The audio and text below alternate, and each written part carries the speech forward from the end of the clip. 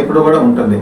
ముఖ్యంగా బెల్లంకొండ సాయి శ్రీనివాస్ ఆయన సినిమా కెరీర్లో కనుక చూసుకుంటే రాక్షసుడు మంచి హిట్, అది కూడా హర్రర్ జోనర్లోనే వెళ్ళింది. ఈ సినిమా కూడా ఆయనకి మరీ ఇబ్బంది పెట్టేటువంటి విషయం కాదు, నెమ్మదిగా పికప్ అయ్యి ఒక సూపర్ హిట్ తీసుకుని వెళ్ళేటువంటి అవకాశాలు స్పష్టంగా కనిపిస్తున్నాయి.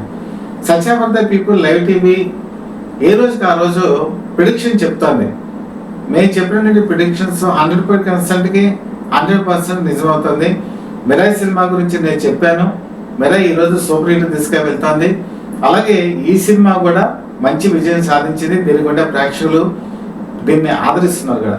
తెలుగు సినిమా ట్రెండ్ లాస్ట్ మీరు కనుక కొద్ది సినిమాలు చూసుకుంటే మారింది. యువత ఈరోజు పెద్దపేటకి ప్రేక్షకులు ఆదరిస్తున్నారు. ఇన్నోవేటివ్ థాట్స్ ఉన్న వాటిని కూడా ఈరోజు ఆదరిస్తున్నారు. ముఖ్యంగా సెప్టెంబర్ మంత్ వచ్చేటప్పటికి లిటిల్ హార్ట్స్ బాగా పికప్ అయింది. దాంతోపాటు మిరాయి సూపర్ డూపర్ హిట్ అయింది. ఇప్పుడు ఈ సినిమా కూడా కిష్కింధపురి కూడా మంచి విజయాన్ని సాధించబోతోంది. ఇది తెలుగు సినిమా ఇండస్ట్రీకి ఒక టానిక్ లా పనిచేస్తుంది. ఇంతవరకు సంక్షోభంలో ఉన్నటువంటి పరిశ్రమలో చిన్న సినిమాలు బతికిస్తున్నాయి. ఈరోజు ఈ సినిమా కూడా ఎక్కువ బడ్జెట్తో తీసిన సినిమా కాదు.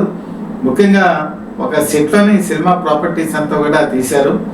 అది ఒక మంచి విజయం సాధించడం దర్శకుడి కౌశిక్ ప్రదవ్కి ఒక తార్కాణం అని చెప్పి అనుకోవచ్చు. తనికెళ్ళ భరణి విషయానికి వచ్చేప్పటికి తనికెళ్ళ భరణి పాత్ర కూడా ఈ సినిమాకి ఒక టర్నింగ్ పాయింట్. అతను చెప్పేటువంటి ఒక ఫ్లాష్ బ్యాకే ఈ సినిమాకి మలుపు తిరుగుతుంది. ఆ ఫ్లాష్ బ్యాక్ ఏంటో మీరు సినిమాలో చూడొచ్చు.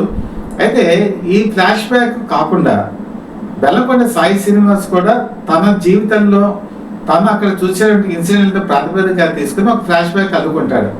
సో ఇది ఈ సినిమాలోకి ఒక టర్నింగ్ పాయింట్ అనుకోవచ్చు. ఈ రెండు ఫ్లాష్ బ్యాక్ల మధ్య ఉన్నటువంటి డిఫరెన్స్ ఏంటి, ఇది సినిమాని మీరు చూసిన తర్వాత అప్పుడు మీరు తెలుసుకోవాల్సిందే.